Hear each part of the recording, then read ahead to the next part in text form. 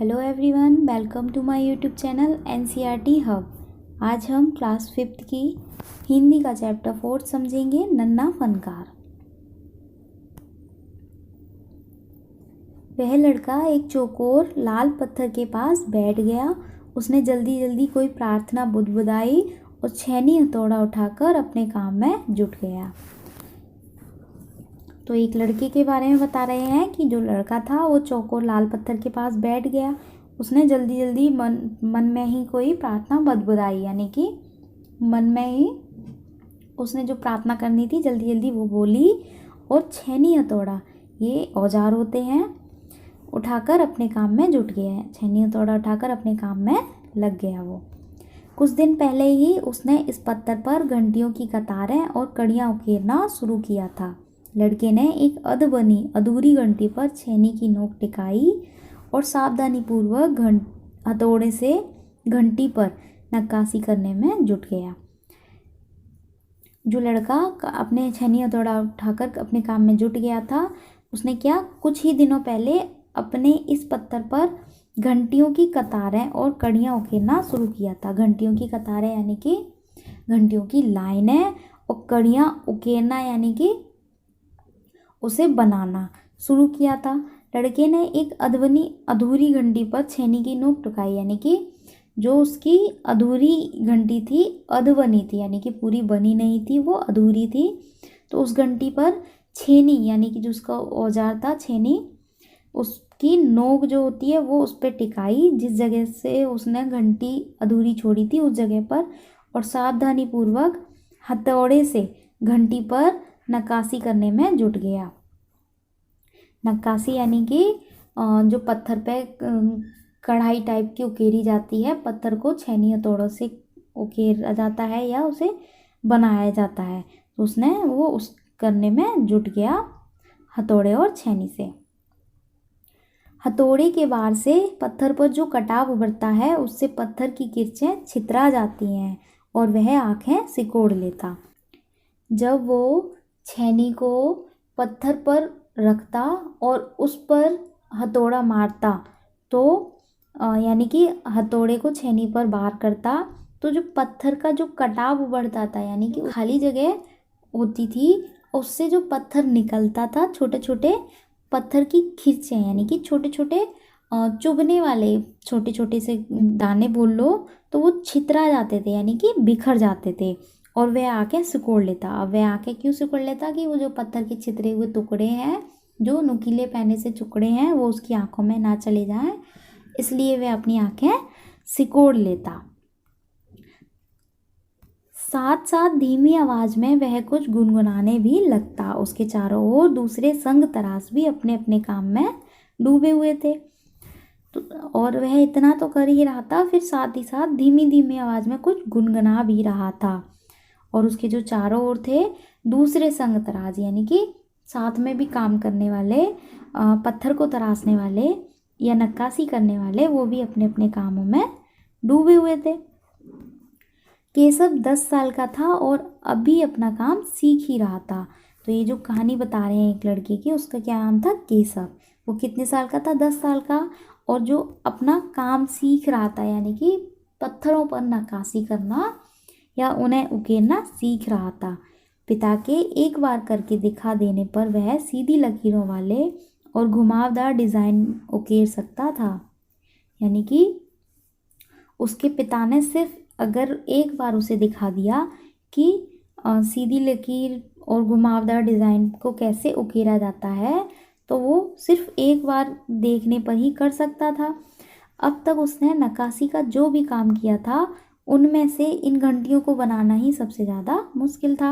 यानी कि उसने अब तक जितना भी काम किया था उसमें सबसे ज़्यादा टफ काम अब था जो घंटियों को उकेरना था। घंटियों पर नक्काशी का काम जो वो कर रहा था, वो सबसे ज़्यादा टफ था, सबसे ज़्यादा मुश्किल था। केशव जानता था कि एक दिन तो ऐसा ज़रूर आएगा जब वह बहुत बारीक जालियाँ, महीन नफीस बेल बूटे, कमल के फूल, लहराते हुए सांप और इठलाकर चलते हुए घोड़े, ये सब पत्थर पर उकेर पाएगा, ठीक उसी तरह जैसे उसके पिता बनाते हैं।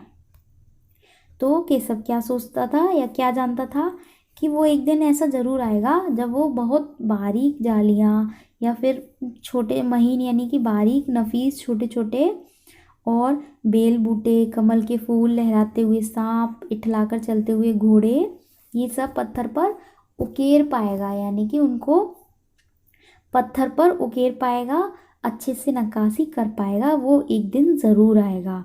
ठीक उसी तरह जैसे उसके पिताजी बनाते हैं, जैसे उसके पिताजी बना लेते हैं, उसके पिताजी नक्काशी कर लेते हैं, वैसे ही वो भी एक दिन सीख जाएगा। वो दिन भी ज़रूर आएगा। कई साल पहले जब वह पैदा भी नहीं हुआ था, उसके माता पिता गुजरात से आकर आगरा बस गए थे। तो कई साल पहले की बता रहे हैं कि जब केशव पैदा भी नहीं हुआ था तो उसके माता पिता कहाँ से, गुजरात से आगरा शहर में आकर बस गए थे। बादशाह अकबर उस वक्त आगरे का किला बनवा रहे थे। वो आगरा क्यों बस गए थे? बादशाह अकबर जो थे उस वक्त आगरे का किला बनवा रहे थे और केशव के पिता को यही काम मिल गया था। तो केशव के पिता को क्या काम मिला था? जो वह आगरा का किला बनवा रहा था बादशाह अकबर, तो केशव के पिता को यही किला बनाने का या पत्थरों पर नक्काशी करने का काम उसके पिताजी को मिल गया था। केशव का जन्म भी आगरा में ही हुआ था। उसे गुजरात के पुश्तैनी गांव जाने का तो कभी मौका ही नहीं मिला। तो केशव का जो जन्म था वो आगरा में ही हुआ था। उसे गुजरात के पुश्तैनी गांव, यानी कि उसे अपने दादा या अपने पिताजी के जो पुश्तैनी गांव है उसका जो फैमिली का, वहाँ जाने का तो उसे कभी मौका ही नहीं मिला। आगरे की गलियाँ और अब सीकरी, बस यही उसका घर था। यानी कि आगरे की गलियाँ और अब सीकरी यानी कि फतेहपुर सीकरी जो बादशाह बनवा रहा था नया शहर, तो बस वही उसका घर था। चारों ओर हो रही छैनी हथौड़ की ठक ठक खड़खड़ के बीच केशव को किसी के कदमों की आहट भी ना सुनाई पड़ी। जब सब केशव और उसके जो आसपास संग तराश थे, नक्काशी करने वाले थे, सब अपना काम में इतने बिजी थे और जो जिससे कि उनके ठक ठक और खड़खड़ उनके औजारों की जो आवाज़ हो रही थी, उसके बीच में केशव को किसी के कदमों की आहट भी नहीं सुनाई दे रही थी। इसलिए अचानक कानों में एक आवाज़ पड़ने पर वह चौंक गया। माशा अल्लाह, ये घंटियाँ कितनी सुंदर हैं, तुमने खुद बनाई हैं? तो उसने वह आवाज़ क्या सुनी, जो वो आवाज़ सुनकर चौंक गया।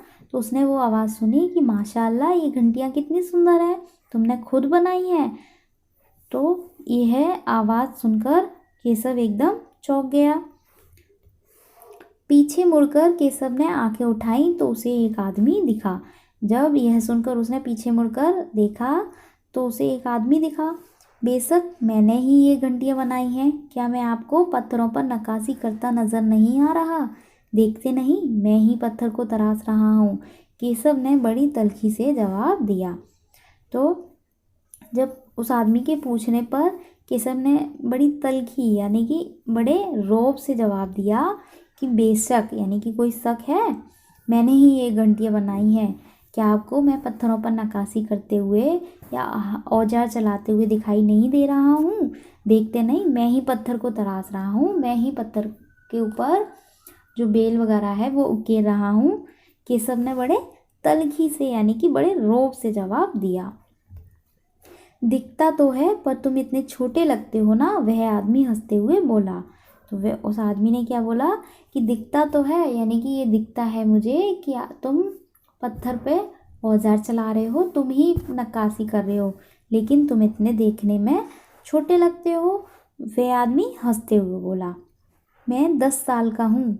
तो केशव ने फिर कहा कि मैं 10 साल का हूँ, यानी 10? अच्छा। वह आदमी पास पड़े पत्थर पर बैठते हुए बोला। तो जो आदमी था वो पास में एक पत्थर पड़ा था, उस पर बैठते हुए बोला कि 10? अच्छा, तब तो काफ़ी बड़े हो, मैंने भी तेरे साल की उम्र में एक लड़ाई में हिस्सा लिया था। तो वो आदमी पत्थर पर बैठते हुए बोलता है कि 10? अच्छा, तब तो काफ़ी बड़े हो, क्योंकि मैंने भी तेरे साल की उम्र में एक लड़ाई में हिस्सा लिया था। तो वो अपनी बता रहा था। अब केशव उस आदमी को अच्छी तरह देख पा रहा था। उसकी उम्र रही होगी 30 से ऊपर, कद मंझोला था, वह सफ़ेद अंगरखा और पजामा पहने हुए थे। उसके लंबे बाल गहरे लाल रंग की पगड़ी में अच्छी तरह से ढके हुए थे। अब केशव क्या उस आदमी को अच्छी तरह से देख पा रहा था और उसको मुआयना कर रहा था कि उसकी उम्र 30 से ऊपर रही होगी, कद मंझोला था, सफ़ेद अंगरखा यानी कि वो कुर्ता टाइप का अंगरखा पहन रखा था और पजामा पहने हुए था, और उसके जो बाल थे वो गहरे लाल रंग की पगड़ी में अच्छी तरह से ढके हुए थे। लगता है कोई बड़ा आदमी है, केशव ने उस आदमी को गले में पड़ी बड़े बड़े मोतियों की माला और उंगलियों की अंगूठियों को देखते हुए सोचा। अब केशव ने उस आदमी को जब अच्छे से देखा तो उसके गले में बड़ी बड़ी मोतियों की माला थी, और उंगलियों की अंगूठियों को देखते हुए बोला, उसकी उंगलियों में जो अंगूठी थी और गले में जो माला थी उसको देखकर उसने क्या सोचा कि लगता है कोई बड़ा आदमी है यार, कोई प्रतिष्ठित आदमी है। तीखी नाक, बड़ी बड़ी आंखें, होठों को ढकते हुए नीचे की तरफ आती घनी मूंछें। केशव उस आदमी के व्यक्तित्व का मुआयना कर ही रहा था कि तभी उस आदमी ने एक नक्काशी की तरफ इशारा करते हुए कहा, इस लड़ी में अभी काफ़ी काम बाकी है।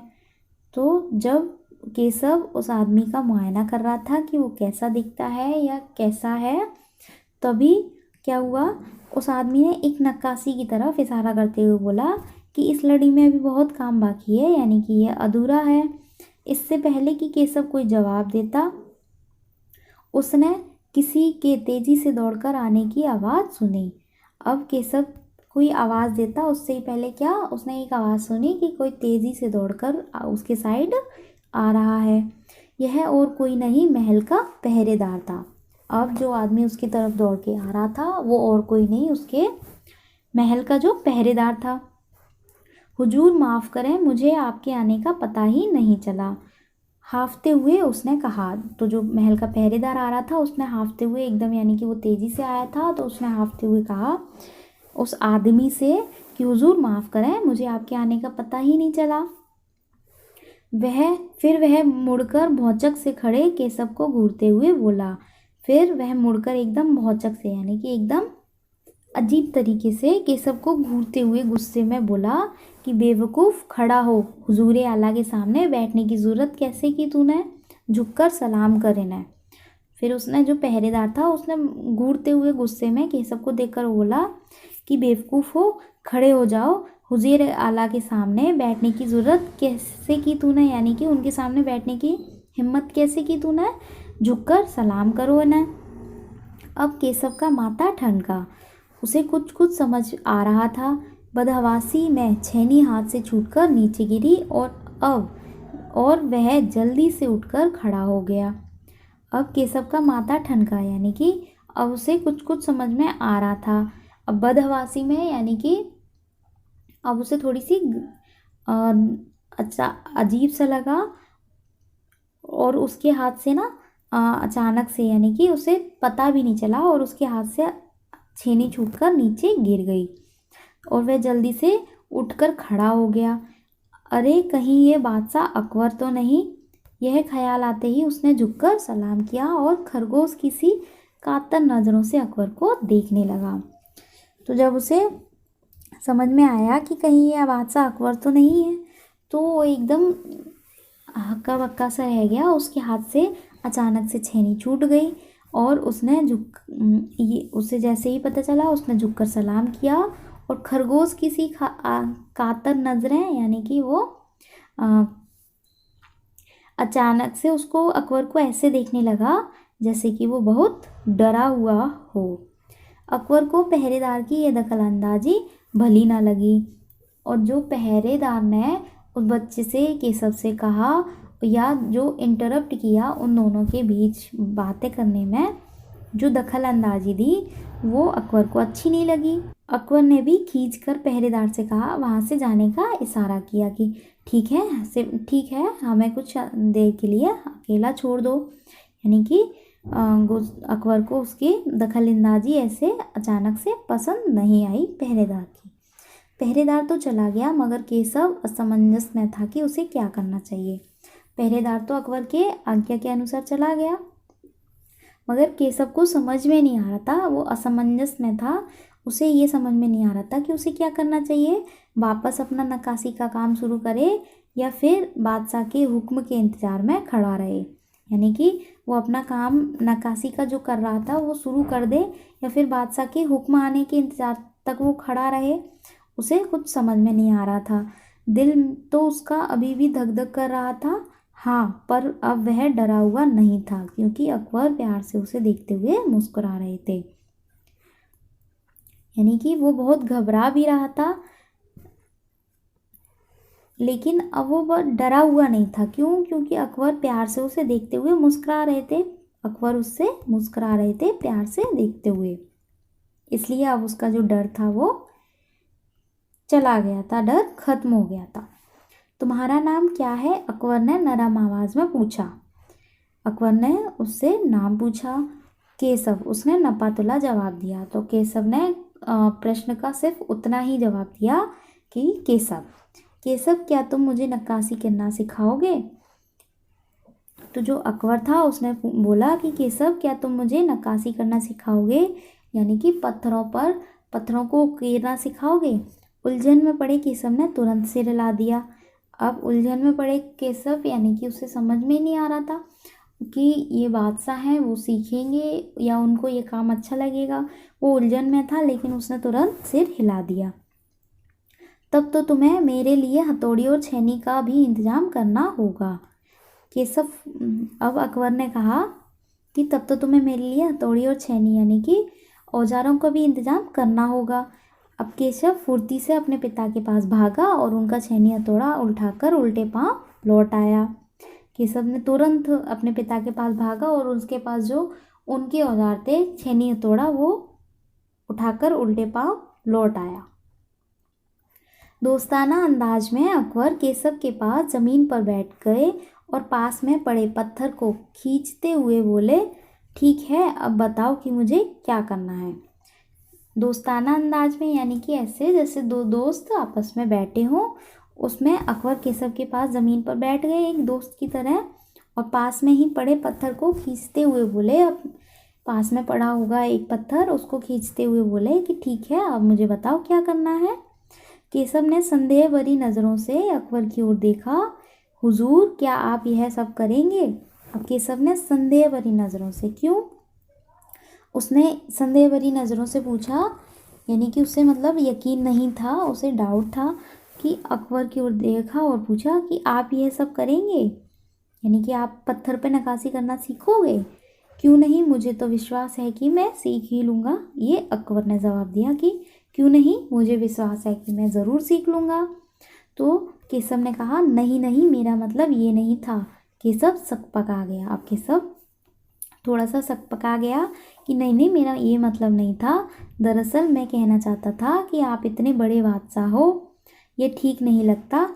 उसने कुछ अनमने भाव से कहा, यानी कि उसने हल्के से अनमने भाव से बोल दिया कि आप बादशाह हो, आपको ये ठीक नहीं लगता कि आप ये काम करें। अकबर हंसकर बोले, अच्छा, लेकिन पिछले हफ्ते तो मैंने मिट्टी से भरी डलिया ढोने में किसी की मदद की थी, क्या यह काम उससे भी ज़्यादा मुश्किल है? अकबर फिर हंस के बोलता है कि अच्छा, पिछले हफ्ते तो मैंने मिट्टी से भरी डलिया उठाने में या ढोने में किसी की मदद की थी, किसी की हेल्प की थी, तो क्या यह काम उससे भी ज़्यादा मुश्किल है? अकबर ने हंसकर बोला। केशव अभी भी असमंजस की स्थिति में था। वह अकबर के पास बैठ गया और उन्हें छेनी पकड़ने का सही तरीका सिखाने लगा।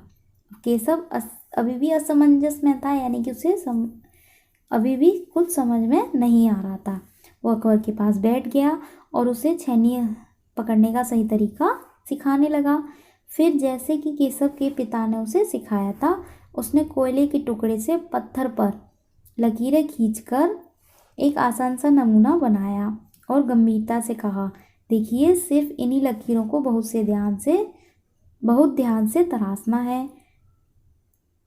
अब केशव ने कैसे सिखा रहा था, जैसे उसके पिताजी ने उसे सिखाई थी कि एक कोयले के टुकड़े से पत्थर पे पहले एक छोटा सा नमूना आसान सा बनाता है, फिर एकदम सीरियसली बोलता है कि सिर्फ इन्हीं लकीरों को बहुत ध्यान से तराशना है। अकबर ने पत्थर पर छेनी रखी और जोर से हथौड़े से वार किया, जिससे कटाव ज़्यादा गहरा हो गया। अब अकबर ने क्या किया कि पत्थर पर छेनी रखी और जोर से हथौड़े से वार किया, मतलब जोर से एकदम हथौड़े से छेनी पे वार किया, जिससे कि कटाव क्या ज़्यादा गहरा हो गया, यानी कि जो पत्थर में जो कटाव था वो ज़्यादा गहरा हो गया। अरे अरे नहीं नहीं, केशव ने तुरंत गलती पकड़ी। अब केशव ने क्या तुरंत गलती पकड़ ली और बोला कि अरे नहीं नहीं, ऐसे नहीं, हथौड़े को आहिस्ता से मारना है, ऐसे। यानी कि उसने फिर हथौड़े को एक मारकर दिखाया कि हथौड़े को एक आहिस्ता से यानी कि धीरे धीरे मारना है, ऐसे उसने करके दिखाया। और हाँ, अपनी आंखें थोड़ी मीच कर रखना, वरना किरची उड़कर आंखों में चली जाएंगी। और उसने ये भी बताया कि अपनी जो आंखें हैं वो हल्की सी मीच कर यानी कि हल्की सी बंद करके रखना, जैसे वो रखता था, वरना किरचे यानी कि पत्थर के जो नुकीले टुकड़े हैं वो उड़कर उसकी आंखों में चली जाएंगी। अकबर मुस्कुराए, जी हुजूर। अकबर ने मुस्कुरा कर कहा, जी हुजूर। जवाब में केशव भी मुस्कुरा उठा। अब जवाब में केशव भी हल्का सा मुस्कुरा दिया। वे लगभग भूल ही गया था कि उसकी बगल में बैठा यह व्यक्ति हिंदुस्तान का बादशाह है। यानी कि बादशाह उससे इतना अच्छे से बिहेवियर कर रहा था कि वह लगभग भूल गया था कि उसके जो बगल में इंसान बैठा है वो हिंदुस्तान का बादशाह है। एक अनाड़ी से वयस्क पर अपनी काम की धाक जमाने में उसे मज़ा आ रहा था। यानी एक अनाड़ी से वयस्क पर, यानी कि ऐसे इंसान, ऐसे वयस्क यानी कि बड़े इंसान पर अनाड़ी यानी कि जो उस पत्थर पे नक्काशी को करना नहीं जानता था, उस पर अपने काम की धाक जमाने में रौब जमाने में उसे बहुत मज़ा आ रहा था। जैसे अक्सर बच्चों को आता है कि अगर वो बड़ों को कुछ सिखाते हैं तो वो अपने आप को बहुत बड़ा समझते हैं, ऐसे ही केशव को मज़ा आ रहा था। वह बड़े ध्यान से देख रहा था कि अकबर किस तरह लकीरों को उकेर रहे हैं। वो बड़े ध्यान से देख रहा था कि अकबर किस तरह लकीरों को उकेर रहे हैं। बादशाह से ज़रा सी भी चूक हो जाने पर फ़ौरन उसकी त्योरियां चढ़ जाती। यानी कि बड़े ध्यान से देख रहा था वो कि अकबर लकीरों को किस तरीके से उकेर रहा है, किस तरीके से नक्काशी कर रहा है।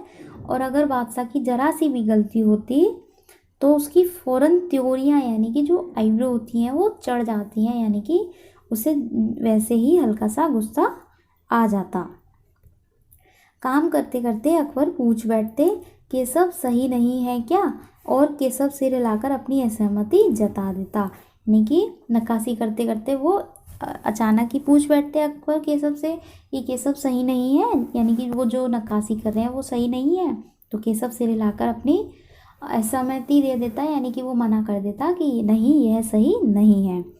अकबर इत्मीनान से बैठ गए और केशव को काम करता हुआ देखने लगे। अब अकबर इत्मीनान से बैठ गए, यानी कि उन्होंने नक्काशी करना छोड़ दिया और वो केशव को काम करते हुए देखने लगे। अपने काम में खोए हुए उन दोनों को इस बात का एहसास नहीं हुआ कि आसपास मौजूद दूसरे संगतरास उन्हें बड़े कौतूहल से देख रहे हैं। तो केशव और जो बादशाह अकबर थे अपने काम में, अपनी बातों में इतने खोए हुए थे कि उन्हें जो आसपास के संग तराश थे, आसपास के जो और लोग थे, वो उन्हें बड़े ही जिज्ञासा पूर्वक, बड़े ही अच्छे से देख रहे थे। उन्हें ये बिल्कुल एहसास नहीं हुआ, इस बात का बिल्कुल भी पता नहीं चला। अकबर ने गौर किया कि केशव पत्थर पर बने नमूने को ही नहीं तराश रहा था, बल्कि अपनी तरफ से भी उनमें कुछ जोड़ रहा था, जिससे वे डिज़ाइन ज़्यादा खूबसूरत लगे। अब अकबर जब केशव काम कर रहा था तो उसे बड़े गौर से देख रहा था। उसने क्या गौर किया, उसने क्या देखा कि केशव पत्थर पर जो नमूने बने थे उन्हें तो तराश ही रहा था, बल्कि अपनी तरफ से ही भी उनमें डिज़ाइन जोड़ रहा था, जिससे कि वो डिज़ाइन और ज़्यादा खूबसूरत लगे। लड़के के काम करने के अंदाज को देखकर अकबर ने धीमे से कहा, यानी कि केशव के जो काम करने का अंदाज था वो उसको बहुत अच्छा लगा। और अकबर ने कहा धीरे से कि केशव देखना, एक दिन तुम बड़े फनकार बनोगे, हो सकता है कि एक दिन तुम मेरे कारखाने में काम करो। उसने केशव से कहा कि देखना, एक तुम बहुत बड़े फनकार बनोगे, यानी कि बहुत अच्छे कलाकार बनोगे, प्रसिद्ध होगे, हो सकता है कि एक दिन तुम मेरे कारखाने में काम करो। अब केशव पूछता है कारखाना, कैसा कारखाना? फिर अकबर जवाब देते हैं कि बस एक बार ये महल तैयार हो जाए और लोग आगरा से आकर यहाँ रहने लगें, तब मैं कारखाने बनवाऊँगा। इन कारखाने में मेरी सल्तनत के सबसे बढ़िया फनकार और शिल्पकार काम करेंगे। तो अकबर क्या कहते हैं कि बस ये एक बार ये महल तैयार हो जाए और लोग आगरा से आकर यहाँ बसने रहने लगे या बसने लगे, यानी कि जो वो शहर बनवा रहे थे फतेहपुर सीकरी, तो कह रहे हैं ये महल तैयार हो जाए और ये आगरा से लोग फतेहपुर सीकरी रहने लगे, तब वो क्या करेंगे, वो कारखाने बनवाएंगे।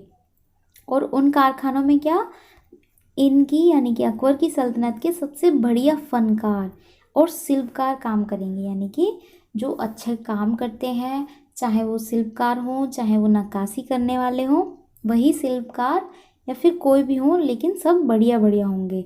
चित्र बनाने वाले फल कलाकार, गलीचों के बुनकर, संतराज, पत्थर और लकड़ी पर नक्काशी करने वाले शिल्पकार, सभी वहाँ काम करेंगे, यानी कि जो अच्छे अच्छे होंगे वो सभी उसके कारखाने में काम करेंगे।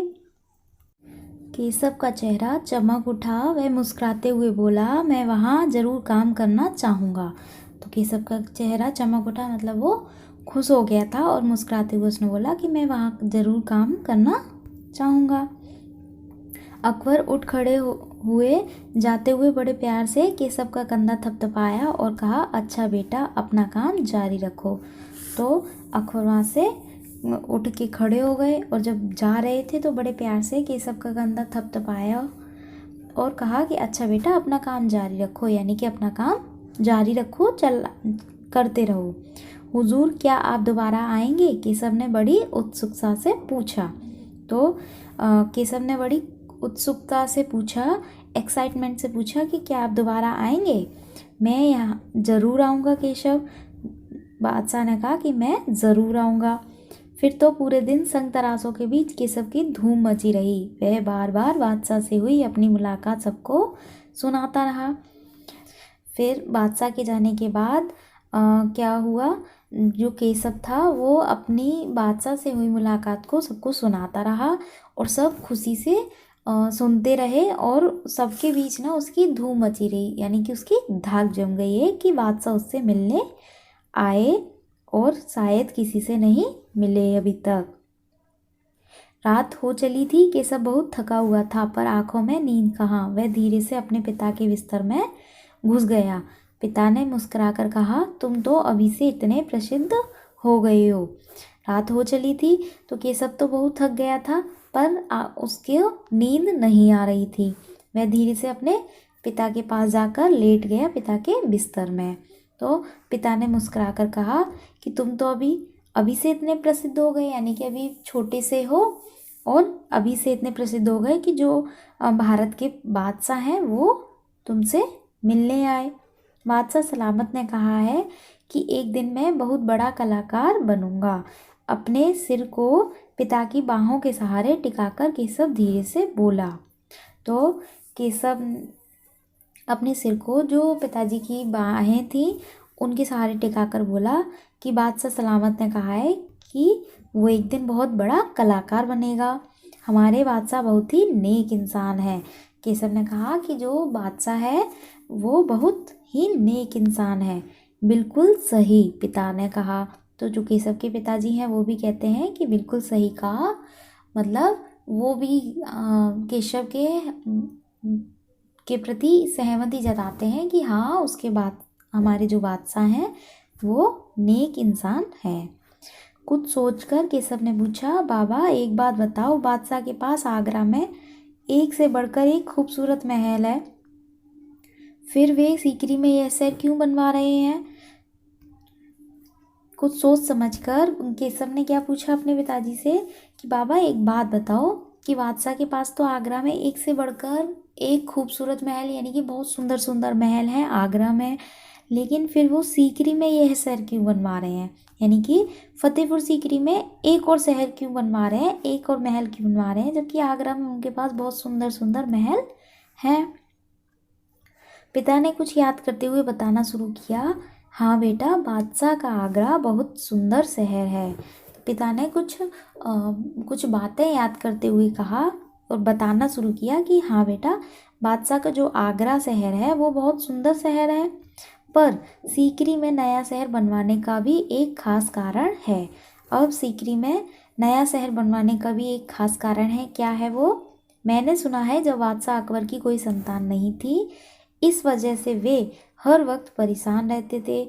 बहुत से साधु संतों और फकीरों के पास गए। भटकते भटकते बादशाह ख्वाजा सलीम चिश्ती के पास सीकरी आए। उन्होंने ही बादशाह को बताया कि उनकी एक नहीं तीन तीन संतानें होंगी।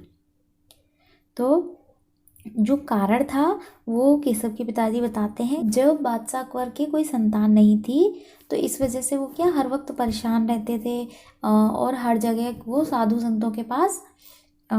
संतों और फकीरों के पास जाते रहते थे कि उनके संतान के लिए। पर और एक दिन क्या हुआ, वो भटकते भटकते बादशाह ख्वाजा सलीम चिश्ती के पास फतेहपुर सीकरी आए।